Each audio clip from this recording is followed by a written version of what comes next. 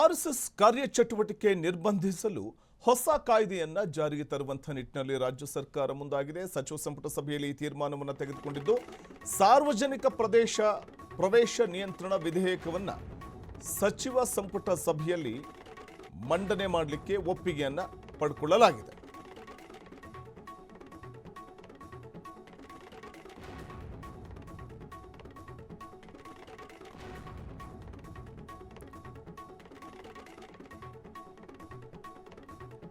ಸಾರ್ವಜನಿಕ ಕಾರ್ಯಕ್ರಮ ರೂಪಿಸುವುದನ್ನು ನಿರ್ಬಂಧಿಸಲು ಕಾನೂನು ಅನುಮತಿ ಪಡೆಯಲು ಹೈಕೋರ್ಟ್ ಮೆಟ್ಟಿಲೇರಿತ್ತು ಆರ್ಎಸ್ಎಸ್.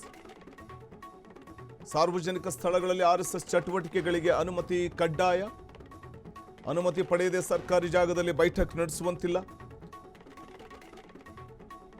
ಆರ್ಎಸ್ಎಸ್ ನಿರ್ಬಂಧಿಸಲು ಹೊಸ ಕಾಯ್ದೆಯನ್ನ ಜಾರಿಗೆ ತರಲಿಕ್ಕೆ ಮುಂದಾಗಿದ್ದು ಸಾರ್ವಜನಿಕ ಪ್ರವೇಶ ನಿಯಂತ್ರಣ ವಿಧೇಯಕ.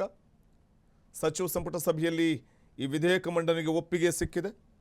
ಸಾರ್ವಜನಿಕ ಸ್ಥಳಗಳ ದುರ್ಬಳಕೆ ತಡೆಯುವ ಮತ್ತು ಖಾಸಗಿ ಸಂಘಟನೆಗಳ ಚಟುವಟಿಕೆಗಳನ್ನು ನಿಯಂತ್ರಿಸುವ ನಿಟ್ಟಿನಲ್ಲಿ ರಾಜ್ಯ ಸರ್ಕಾರ ಮಹತ್ವದ ಕಾನೂನನ್ನು ಜಾರಿಗೆ ತರಲು ಮುಂದಾಗಿರುವಂಥದ್ದು.